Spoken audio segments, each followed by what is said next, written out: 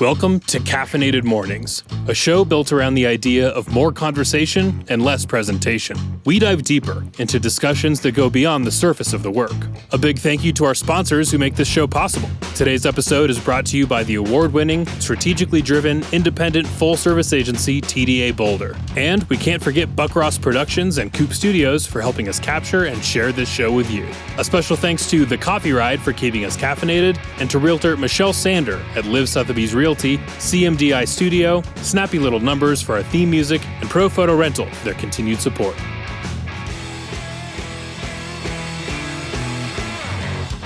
In this episode, we join your favorite designer and host, Jay Farrakane, for an inspirational and thoughtful conversation with strategic brand crafter, designer, and founder of the agency Identity Collective, Amy Hayes. Amy opens up about her multifaceted journey as a designer, storyteller, and community builder. From her early explorations in visual communication to her current projects that bridge art, advocacy, and personal growth, Amy offers a compelling look at what it means to lead with authenticity and heart in the creative world. Her story is a reminder of the power of vulnerability, resilience, and the beauty of saying yes to the unexpected. So, settle in, top off your cup, and join us for a candid and creative ride with the incredible Amy Hayes. Let's go.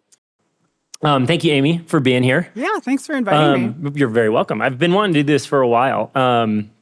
Put up a little bit of your work here. I'll give you the little bit of intro just so everyone has a little bit of context about who you are and what you do.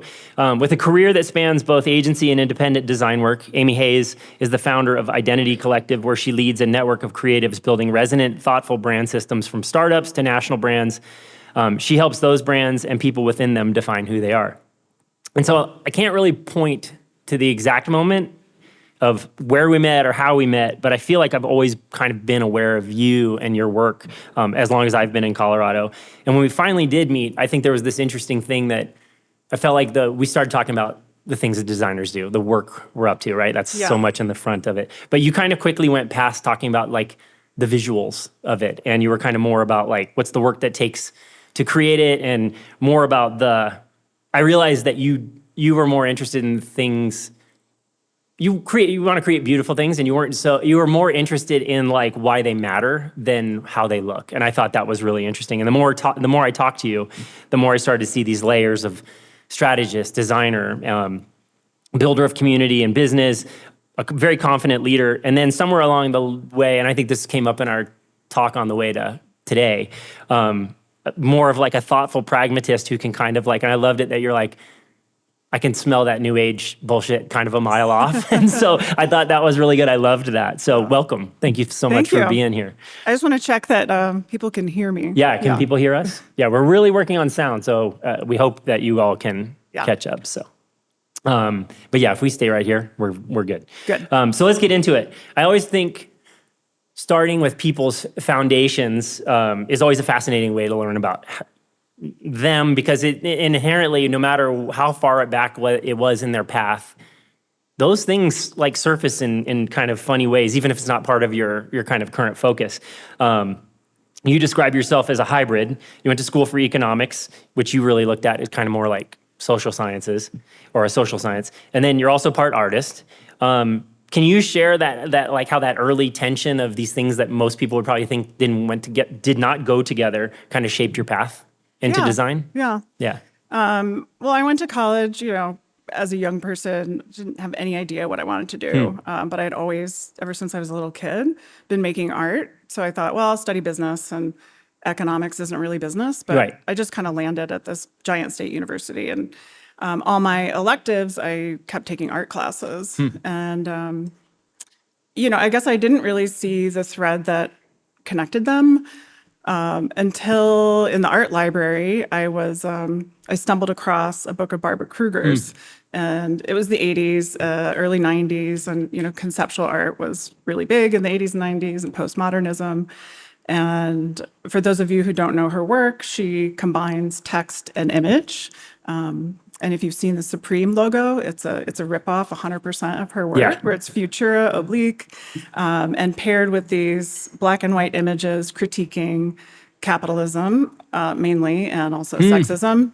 And this light bulb just went off for me, and I could see where, my interest in economics as a social science, where we're looking at, how do we allocate scarce things with unlimited wants, Yeah.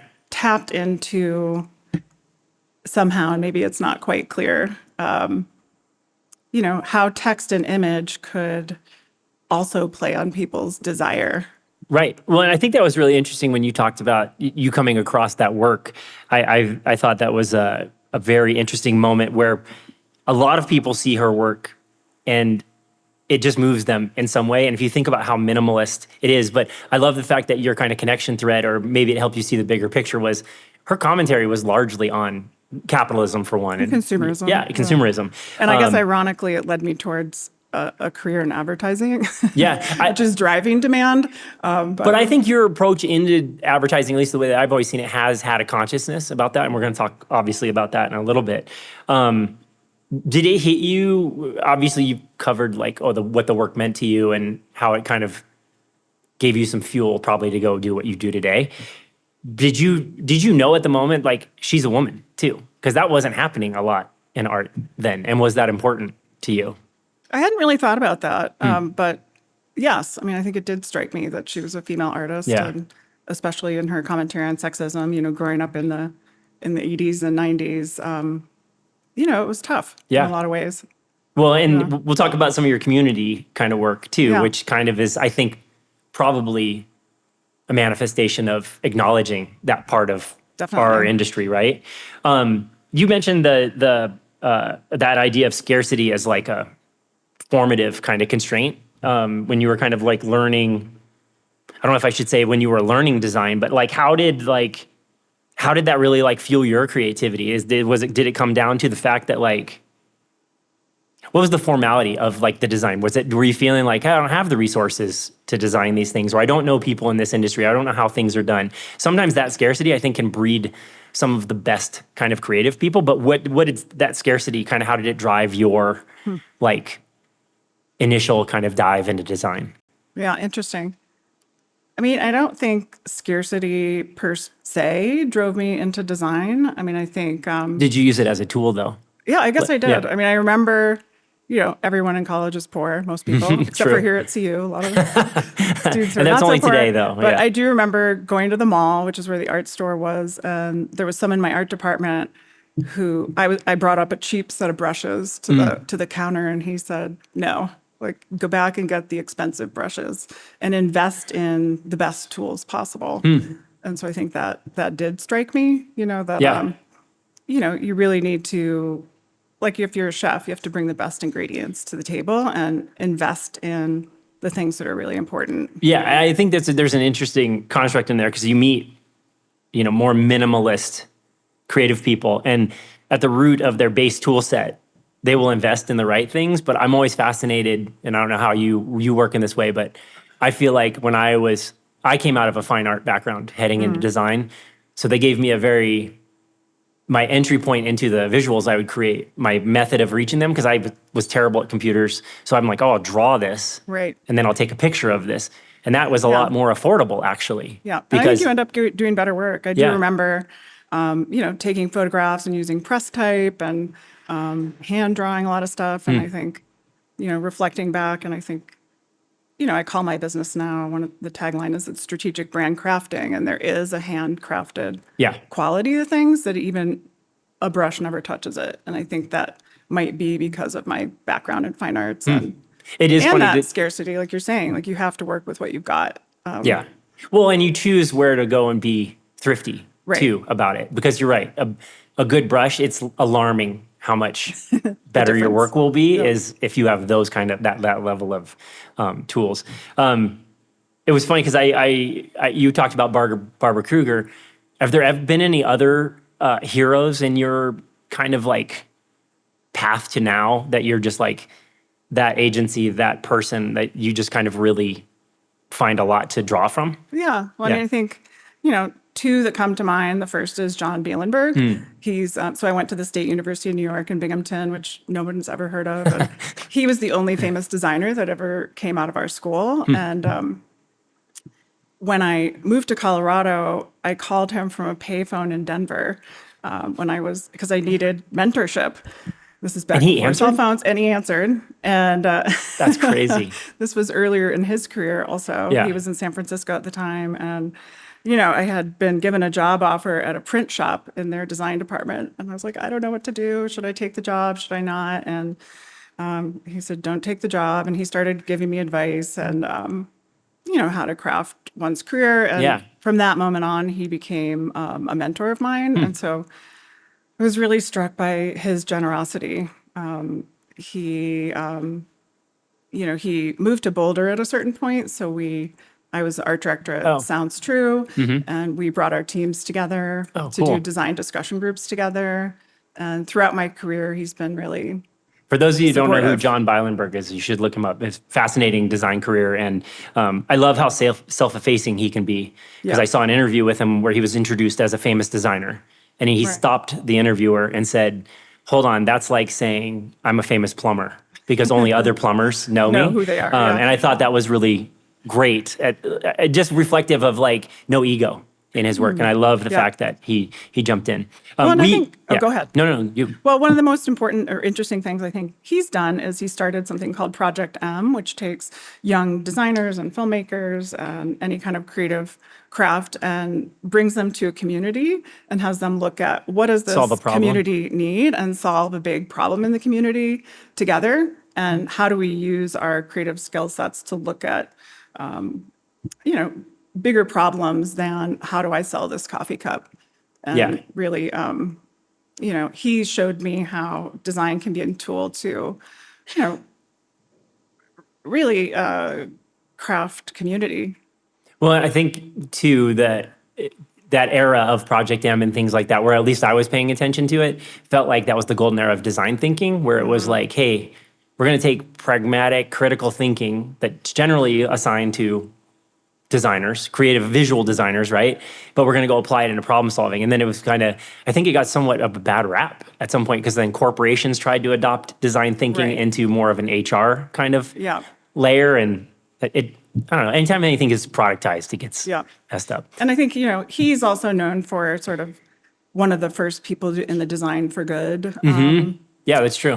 field. And then another designer here in Boulder, Bob Morehouse, was really Vermilion. instrumental in my Yeah. early career with Vermilion, which is still going strong. Is there and any Bob's, Vermilion people I in don't know here? if any Vermilionaires are here. Vermilionaires, today. that's what they call them? That's great. I love that. Oh, closer to the mic. there. Sorry. Well, and we've been doing this for a while, and we're not going to get into a year count on how long we've been doing this, but let's say at this point, we're pretty senior in our experiences. I personally have been really fortunate to have some incredible creative influences and just building off of that mentor idea. You mentioned that, like, you know, mentorship really helped you on your path.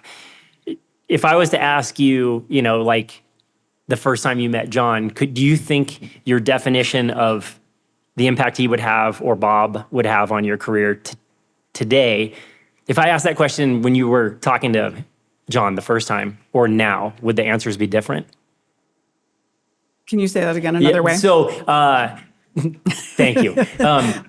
Is your impression of the importance of mentorship, like its impact on your own professional career, different now than it would have been at the start of your career? Totally. I Yeah. mean, it's the same, I think, in parenting. You know, both you and I are parents. And, True. you know, early in my career, I was just sort of helpless, you know, and looking That's how you for felt? No, direction. really? A little Yeah. bit. I Yeah, think a like, lot of- you know, needing guidance. And so I reached out just asking for help, and, you know, they helped a lot. And now I see, and I think I wondered why are they even doing this? What are they getting out of it? And now that I am a mentor, I see how fulfilling it is to be able to help other people. I you think know, come to their career. it's almost a responsibility that kind of gets forgotten Yeah. these days, and particularly in an industry like, if we're going to get super narrow, graphic design. Like, we want the next crop of designers to be as good because we need to use them as resources while we're still working too. And that's a very like capitalistic kind of way of looking at it, but it's also like, I want to work with inspired people that want to learn too. And I think that's one of the things that I personally feel in my creative career, since I teach and things like that it's very rewarding to watch people get better too. But also, I've met students before that I'm like, I don't know how much I'm adding here. I think maybe they need a little bit of, you said that you felt lost or something like that, but I think sometimes certain creative people I've met need a little bit of a push, or that, yeah, you have the permission to go do this. You should go do it. And then we're like, oh, Right. we're So flying. there's encouragement. Yeah, for sure. encouragement.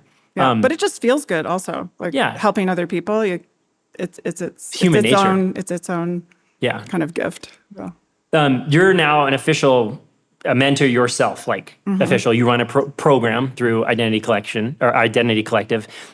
You've probably been an unofficial mentor longer, because I'm sure there's been people in the wake of your career that have been like, Yeah. whoa, she's doing the kind of work I want to do. And even if you just said, hey, that looks really great, and you walk on, it's probably like, it's funny how we can have those moments. Talk a little bit about more of like how you feel like your mentorship affects your day job today.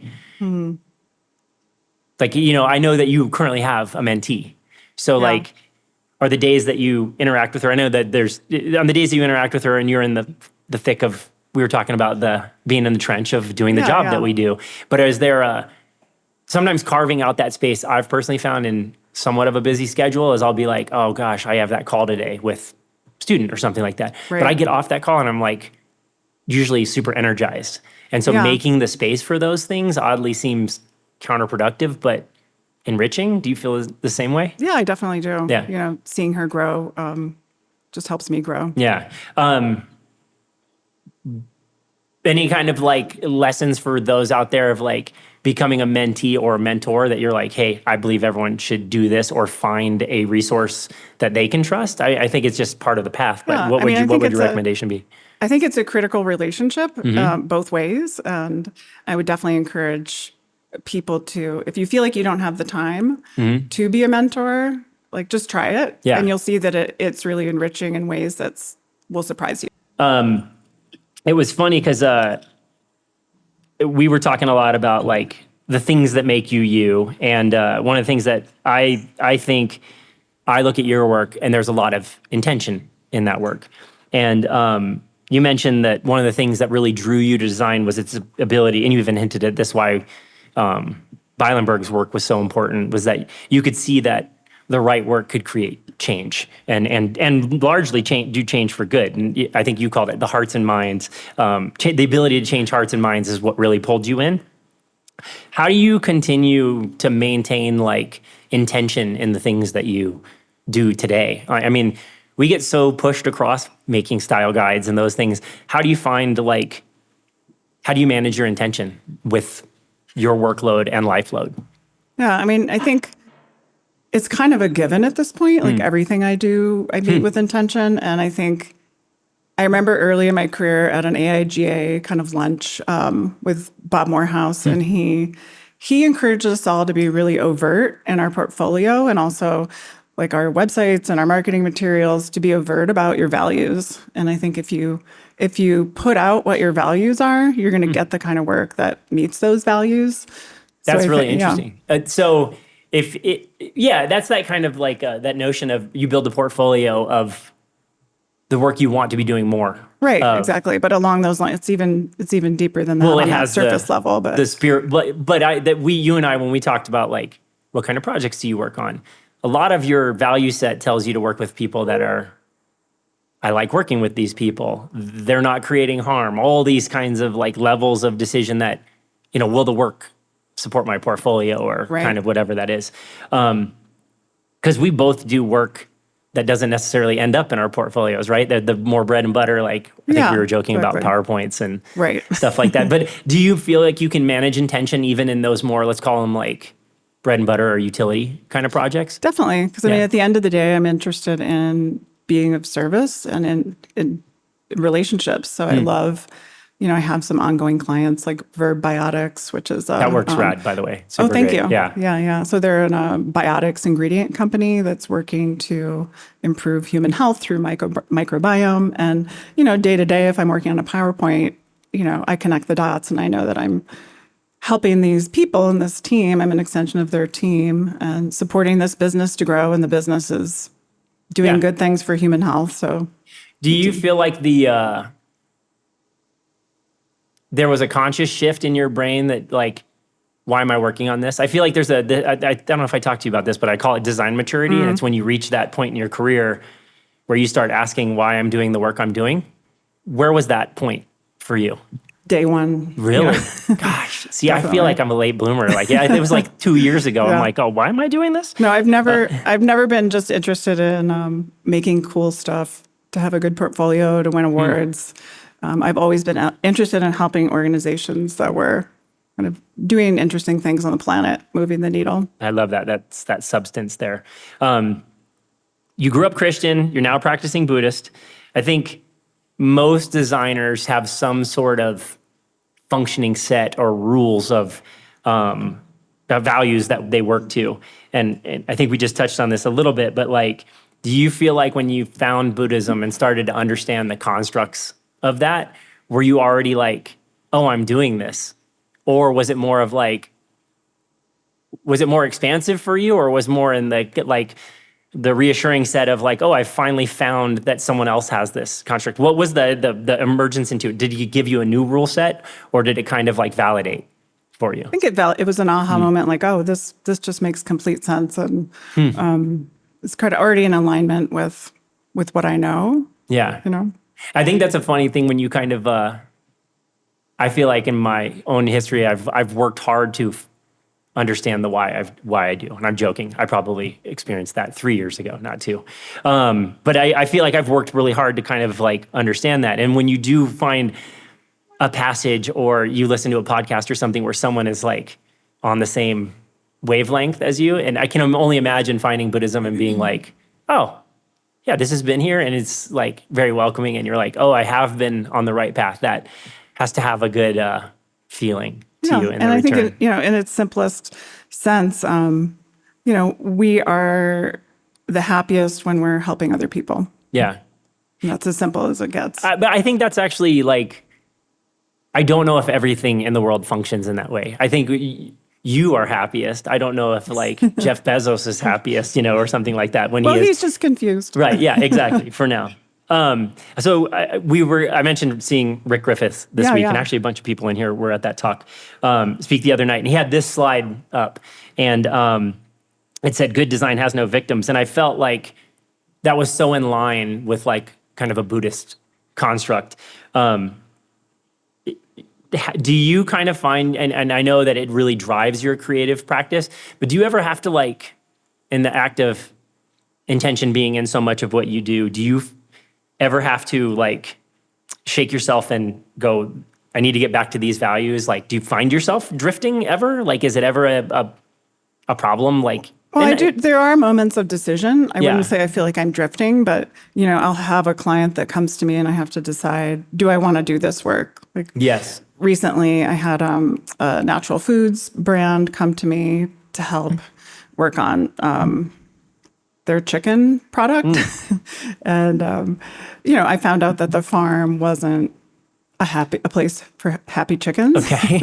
So I had to turn down the client. And, every time you wake up and walk out, you can't help but harm by being here on planet Earth, but you have to make decisions, every day about what am I going to take on and what I'm going to let pass. How does that factor into is it right livelihood? Right livelihood. How does that factor into, you're talking about like making decisions that you're like, hey, I have bills to pay or mortgages, whatever all the things are. And when we as designers go, I'm choosing not to take this work. I think that's something that is very important that doesn't get communicated a lot in design school, is that whole decision-making process. We talked a lot about how many people came out the other side of Crispin Porter Bogusky that had worked on Burger King and are now vegans and dramatically changed people, right? And whether it was that work that changed them or not, I think that they all made decisions. And even Rick talked a little bit in his talk that about, here he is today with a functioning business, and he's made a lot of decisions along the way to, I won't work with these people because of this, and I will work with these people because I love these things. And that whole managing that is I don't think we realize we have that right in us. I mentioned I grew up military. Right. I was like, wait, we have choices? I didn't have a lot of choices growing up. And then once I figured that out, it's an intoxicating kind of thing. But it's a lot to manage too. And it doesn't have to be so heavy. I mean, you just trust your gut. Yeah. Well, and I think that was what was so delightful about getting to talk to you in the way up to this is there are people that have, I'll call them high value or structured lives. And I loved that about you, that because I think it's indicative of how it would probably be to work with you too, that you're kind of more go with the flow, like kind of thing. Whereas you have there's an underlying structure there, but we were talking about the context of the day.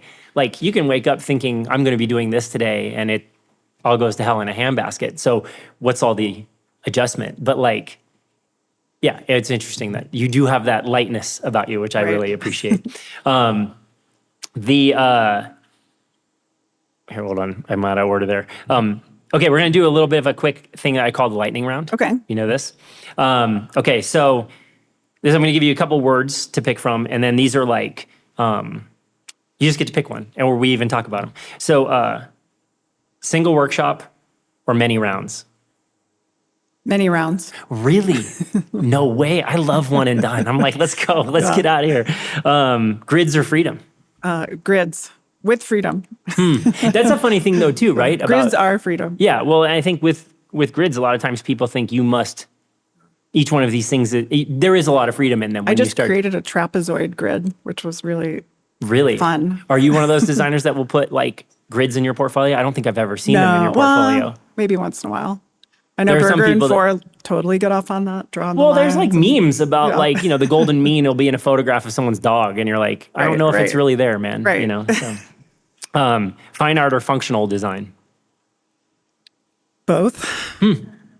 How so? Functional design. I think there's so much satisfaction in having guardrails. Yeah. I love that. Mm-hmm. But then there's so much freedom in fine art. And your work does have a lot of like art, organic nature, I think, in it too. At least some of the work I'm seeing recently and the ones that we had up there in preview. Is there a preference, mentor or mentee? At this point, mentor. There's a lot of responsibility though. I don't feel that way. No, Really? No. Feels- I feel like sometimes in my interactions with whether it's students or past students and things like that, it's not like having kids. I wake up and I'm like, oh, I haven't checked in a minute, So, print or digital? Print all the way. It's something about It's tactile. Yeah, and I think tastes are going more analog again. So which is there'll nice. be room for us. Yeah. Finished or in progress? Finished. I love that feeling. I do too. Yeah. That's why I said the one workshop and let's go. Craft or concept? Craft. I actually we were talking about working on the inner details of things. And I think there is, for me personally, I'm interested to know how this is. Like, I have to know all of the parts to have a bigger to have the finished picture understanding. And I mentioned this phenomena of meeting the creative director and showing him the boards in the hallway, and he's like, I got it. Were you that way? Or do you need to understand the parts? Not really. I need to know all the parts. Yeah. Calm or chaos? Calm. Really? That's the Buddhist thing Yeah. too. Yeah. I mentioned in the beginning of this talk that one of the ways I frame you is as a builder, and a builder of community, a builder of businesses. And so I want to talk community for a little bit. During the pandemic, you didn't just kind of hole up like most designers did and figured out like, where can I get work and that kind of thing. You built community. Did the Ladies Wine and Design happen? Talk a little bit about that.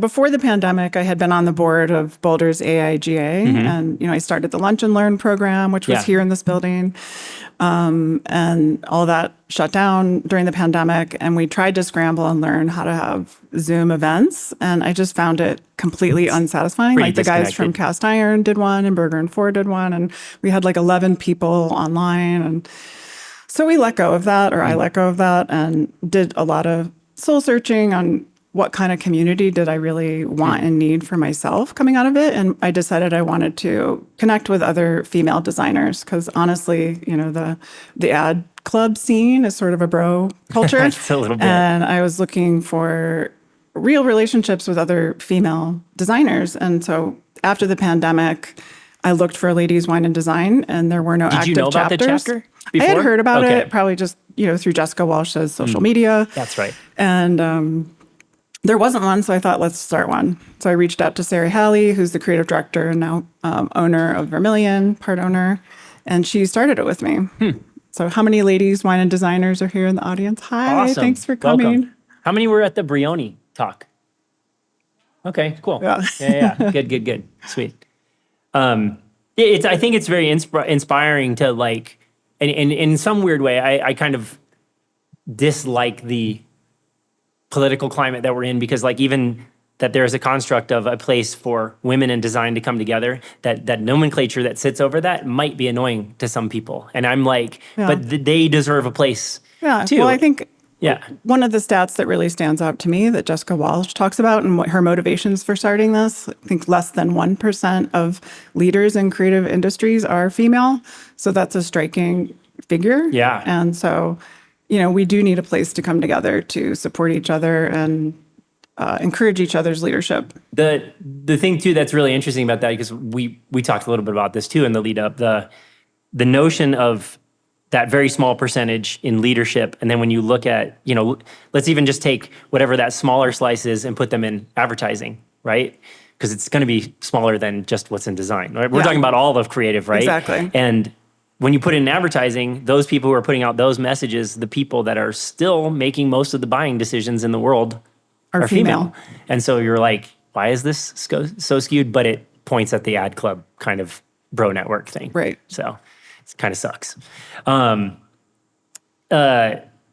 do you kind of think like is the next phase? How do you get more people involved with that community? Like what's your dream for that? Like how, Well, it's a little tricky because, by nature, we're intentionally small because it's salon style. We want to actually know There's each no other. dream, yes. There's no we want to get huge. Fill the stadium. Because it's hard to have meaningful relationships in a room full of 1,000 people. Yeah. But I do like, when we collaborated to bring Brioni here, I could see us doing more collaborations with other organizations so that, more people Do can be a regions part of ever it. get together? Not that I know of, but that's a good idea. You should be the person to do that now. There you go. That's Good idea. That can be your idea. I would say now to business builder. This is what's fascinating to me. Like the things we create for other people as designers. It's really interesting when we go build brands for ourselves. So you recently started your own brand agency, Identity Collective. What drove your shift from kind of individual creative resource to more of a formalized multi-person kind of creative force? Yeah. What was the... Well, I was at last year's brand new conference with Parisa, and people always ask, "Well, where do you work?" And I noticed that I would feel that cringe inside when I said Amy Hayes Design, and I think, I'd really outgrown that identity because it's never just me. And increasingly, I was moving towards wanting to do branding work and identity work, kind of in a more focused way. So design felt too limiting as well.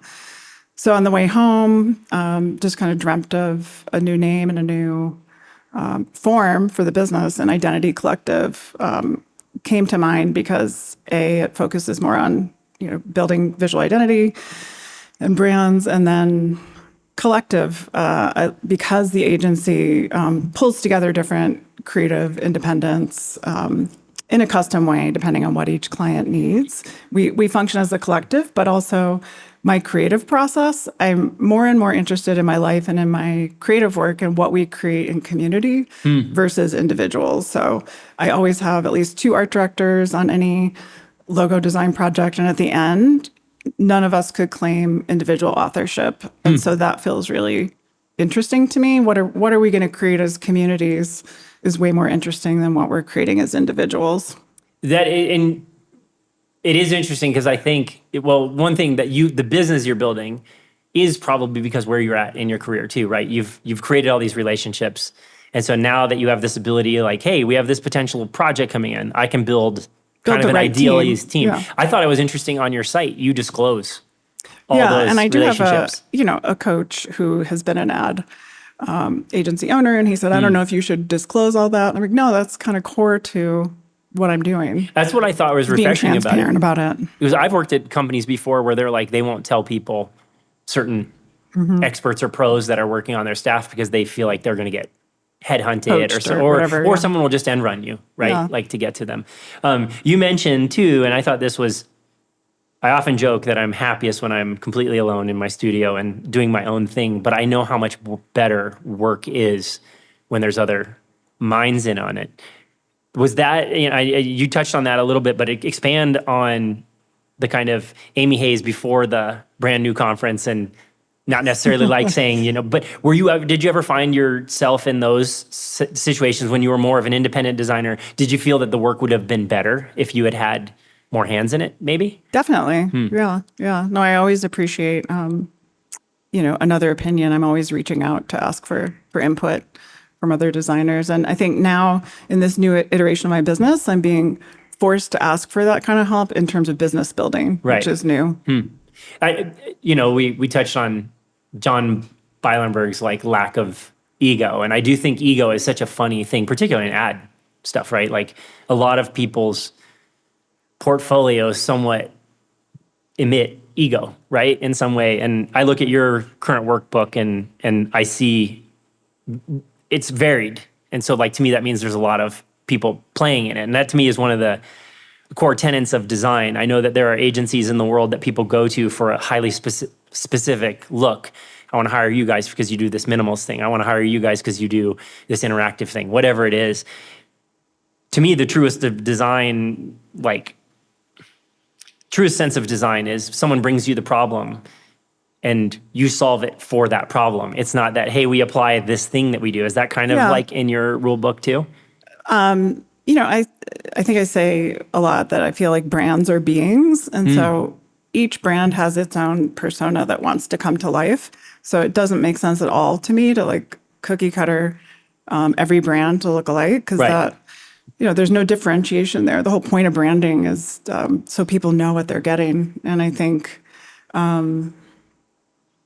something else that's really important to me, and having worked a lot in-house, I never forget that we're in service of business goals. That's the whole point of commercial art. Yes. We're in service of business goals. So, I think I'm trying to make work that serves the business. It's a very unique perspective, because I think agency, and I can speak from my own personal experiences, when I worked at agencies, I felt like my job was to make the next Metallica album cover. It was just to make cool shit. Totally. And then I went in-house and I missing ran the point. Yeah. But I went in-house, and that's when I think agencies have a very interesting, whether it's the blessing or the curse, I think it's probably more the curse, that you're far enough away from the business probably to do work that the organization couldn't do itself, right? Because there's distance. But the value of sitting in there, and I remember this happened to me in my first creative direction job, is I'd launched a new website, and this sales guy charged into my office, and he was pissed. And he's like, you built this new website? I'm like, yep, super cool, right? And he's all, where's our fucking phone number? And I was all, literally I realized I had not solved the business problem. I just tried to put this veneer on it. Yeah. And so that was a big teaching lesson for me. And I think that's really interesting for you to bring back to agency life now, is that you have that perspective. And I think, I learned that from Bob Morehouse, because he was, if we had arguments between, the client services side and the creative side, like fighting about creative control, he'd say, look at the client, are we serving the client here? And kind of bringing it back to that. The more lore I hear about him, Bob from Vermilion, we have to get him up here. Can someone have a show on him? He can be here. If you can work that out, he can be here. So in 5 years, looking back at if we're 5 years out, what will make you happy in thinking about what you've built at Identity Collective? I tend not to think in the future that far forward. You told me this, and I was actually very I was delighted by it, but I was also surprised, because I feel like I work very much in the moment, and I have a little bit of vision out, but it's more of like a tactical, what will happen, worst case scenario. I own a ranch, when animals get out, that's a bad thing. I think in those terms of how do we stop a trauma or something, but it's interesting for when you told me that. I think I want to keep expanding impact, but I'm open to what that looks like. Yeah. What do you feel like the future of agencies will kind of, Or do you feel more the agencies are going to shape kind of like Identity Collective as a sustainability or like kind of a survivability model? Because like if you kind of look at it, there are a lot of places you can go get creative services these days. Yeah. I'm always curious, and like when I hear about people starting new agencies, yours has a different organizational structure, and that makes a lot of sense to me. But like, do you think more people have to adapt, or will there always be a need for more traditional kind of big places, or would you be happy to see those go away? No, I think, for larger companies, I think big agencies are really important because you get everything under one One roof. house and one roof. And so I think that makes a lot of sense. And I do think that, the way our economy is going, there are going to be a lot more small and medium-sized businesses. I mean, I think in Colorado, I think 68% of our economy is driven by small business. And so studios like ours are going to be critical.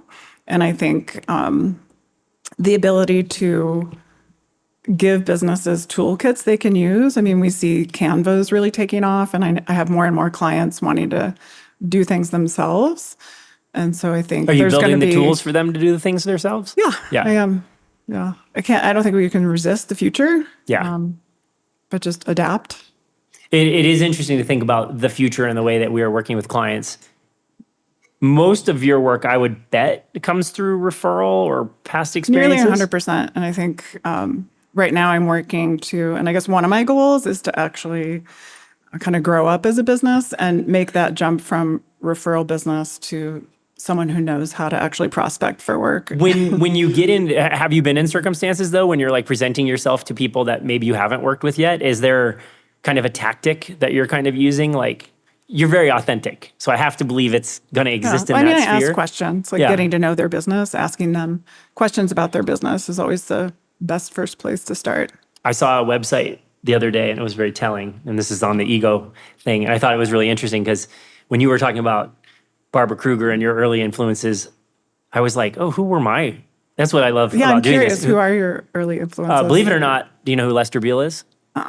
Lester Beale is a graphic designer in probably in late 40s to the 60s, and his work for some reason just spoke to me. And it wasn't in music or anything like that. But there's Lester Beale. Check him out. He was a badass. And he worked out of a barn, which I thought was really interesting, in upstate New York. It didn't work in the city. And anyway, but it was interesting. His work was very, you want to talk about scarcity of materials, and the way he achieved looks was just fascinating to me, and what he was doing with zero technology too. Him. I'll look him up. Well, there was another studio in San Francisco that I really wanted to work for, and it's called Tolson Design. His son is now running that business, and I was actually very interested in the way they presented their work. It says, before we talk about you, let's talk about us. That was the first slide, and I was like, that it was indicative of probably what it would be like to work with them. Right. And I don't think your website would work in that way, because I don't feel like that's very. I mean, I drew that conclusion when I was like. No. Amy wouldn't do it like this. No, I would not do that. And it was funny. I mean, I mentioned in the lead up to this that, we were talking about a lot of your work coming to you from referral and past experiences. You've had a lot of work experiences in this area. And I mean this genuinely, people really like working with you. When I asked Rick for the borrowing of this slide, that's what he said back. I didn't know that was going to be up there. But I felt like it was really telling that when I was doing posts and leading up to this, that there was like, I've known Amy for so long and she's done great stuff for me and blah, blah, blah. And even when I talk to other creative director friends of mine, or of you've worked with them on projects, it's always the same story. I'm always fascinated, and if you have it in your mind, if you're like, what do you want to be remembered for? Yeah, I think my tagline is designing brands, building relationships. And I think I am very driven by relationships. I mean, my mom named me Amy, and that means friend. So. I've never. That's one of those things when someone tells you, and you're like, oh, yeah, of course. Because I took like 1 year of French. Right. So, yeah, that's good. That's fascinating. I do think, I think too that I would bet there's going to be some remembrance for the fact that you cared in all the work you do. And I remember there was some design agency used to have this design cares or something like that. And I remember it took me a while to figure out why that registered with me. And then when I started unpacking it, and then, you kind of were talking earlier about, I think it's unfortunately, an older construct. I don't feel like there are these push-pull debates with teams on creative anymore of like, we need this, I'll just use the word creative control, but whether it was between account and the creative team, whatever that was, that friction usually created really great work. And back to this notion of creatives often fight for the things, and it causes disruption, and some will call us big babies if they want to, but it's usually because we care and we know that that's the thing. Have you ever found yourself in the circumstance of like really having to fight for what this is the right path for a project? I mean, I'll always have a strong opinion, and I'll present it, but at the end of the day, you got to look to who has the creative control, and hope that more minds working together will create the most strategic thing. Yeah. We talked a little bit about awards and things like that. And I think why we got to that idea was I personally don't do a lot of like award participation kind of stuff, simply because I think a lot of the projects I work on, to this note of fighting for what you believe in, or some of the things that yield the final product, the client is really happy with, and it solves their customer problem or those things. But those aren't easy to put on a table at a pageant and say, judge me. Well, awards are honestly usually pay to play. Yes, totally. I used one of the designers I followed early in my career was Bruce Mao, and he had this manifesto, and one of his points was do not enter awards. So I took that literally. That's great. I didn't know he said that. Yeah. And he wins awards too, which is kind of crazy. It's bad for your heart. It totally. Well, I had a very. I've won awards, but I could really care less. Oh, I had a recognized creative director friend to me that said, if anyone ever writes about your work, he's like, don't ever read the comments. Right. And one of my favorite bands has a song called Reading YouTube Comments. And it's largely about like, don't do it, Yeah. I love this notion. I do not personally have a manifesto. I think I have one held in my head. Do you have a written out manifesto? I do. I've moved for it Amy around. or for Identity Collective Identity or both? Collective. Okay. It's on my studio page, I think, at the bottom now. But the first line is "We is the new me." I've seen this. Okay. Yeah. That's great. Was there and maybe this is like your advice to the audience today, is if someone was thinking about crafting their own manifesto, well, number one, should designers have a manifesto? 100%. Yeah. And so you now, have to come from a position, and you need to be out about it. And now a little bit of advice on like, how do you write it? Is it a sit down, don't let anybody bug you kind of thing? Or is it I was driving and I had to pull over and write it down? Right. Like, is Or there like a that. process to it? I usually, I have a history of running. I can't really do it much anymore, but I usually have a lot of ideas while I'm running. So I'll do a voice memo while I'm running, but then sit down and write. And I'm not a writer, so then I'll show it to a writer friend and ask for help. Yeah. That's interesting too, because like I think most senior creatives, and I know you probably being somewhat self-effacing, I'm sure you can write because you have to write as part of strategy. Yeah. But I do think it's an interesting skill set, because I talk to design students about this. They're like, so what program should I learn, or what skills should I develop the most? And I usually say, learn to write. Yeah. Yeah. Because if you look at the ladder of creative people, generally CDs from a writing background get there faster. Yeah. Right? So. Yeah, I've started a new habit, which is recording voice memos in the morning instead of writing. I like that. And then do you use the software to kind of transcript it? I haven't done or do you anything with type them it yet. out? I'm just kind of getting it out. And maybe, phase 2, maybe I'll start a blog on my website. Cool. Do blogs even still exist? Because my scribble scratch writing, I write slow for one, like handwriting. And then I haven't yet seen if I can put my voice memo into ChatGPT to have it spit it out, but I'm sure it does. Yeah. Does anyone here know? Can I do that? I'm sure it would do that. As kind of how is the studio, or how are you, this has to come up in every talk, like you just mentioned AI, like where do you see it fitting into your kind of creative process? Is it a supplement? Is it... Right now it's a tool. I mean, I'm not good at prompting, so I don't usually get anything much better than garbage, but I use it as a reference. Like if I am doing some illustration, like say for a logo, I'll use it for composition.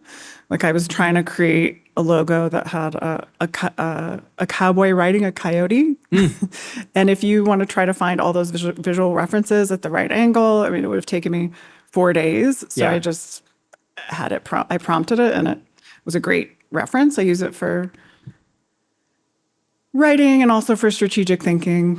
But, you know, it is a tool that I do adopt and that we'll have to adopt, but it's 100% not going to replace us. I'm not afraid anymore. Yeah, I don't know if it's funny because Thomas Woodson's in here and we were having a discussion about the, what's it going to do? And I do see it. Maybe I'm being naive, but I think it's a tool that we all just have to get used to using. And it's funny that you mentioned as a visual person, you use it to create visuals. That's the one kind of like dividing line. I'm still like, but I have writer friends who are like, it writes like shit. Like most programs are terrible writers, but then I think it's just my weird entry point. And I have done things like so that you can get a structure of like, would that even be feasible? You know, of an identity. And it is also confidence boosting because if you ask it to design a logo, it's the worst, most reductive thing you'll ever see. So it's like, oh, you know, I can do better than that. Yeah, that's funny. I like that you're getting validation at last year's brand new conference, there's a lot of talk about blanding instead of branding. And I think AI is, you know, the best example of blanding and, you know, which is the opposite of branding. Yeah. And so there's a place for us in creating differentiation, which is key. Well, and I do see that in your work too, is I think in the era of where, you know, minimalism and clean aesthetics, and not that your aesthetics aren't clean, but you do have more of like a organic or art nature in a lot of the creative that comes out of the studio. And I think that's every once in a while, like kind of, you know, I'm paying attention to read a lot of design articles and things like that. And there is a notion right now of people want more richness. I think probably because our times that we're living in are maybe a little bit, you know, not rich in terms of like satisfaction or that feels joyous or whatever it might be. And maybe that's the thing. I always think design is like 6 months behind like whatever our current like emotional national vibe is, you know? But do you pay attention to like stepping back from your portfolio or the work ever and like look at it in totality of like, we're doing too much of this or we're doing too much of that? Or is it too early in the identity collective to say that right now? I mean, I think I'm responding 100% to building the brand that each business needs. So I'm not interested in crafting my grid on Instagram or my portfolio in that kind of self-conscious way, you know, but I do think kind of back to the question of our industry and where we're headed. There's a great talk that Leland Mashauer, I think is his last name, from Collins gave, you know, talking about our industry and how we're at this same point that the Swiss watchmakers were when digital watches came. And, you know, I think that high craft is really going to set us apart. And so I think no matter what, I'm interested in creating things that are, you know, highly crafted, both from a strategic point of view and also from, you know, a design point of view. And that's going to be how creatives survive, how design firms survive in the age of AI. Amazing. Well, I want to say thank you. That was great. I appreciate you being here. Thank you all for being here. Love you all. Hope to see you next time. Thanks so much.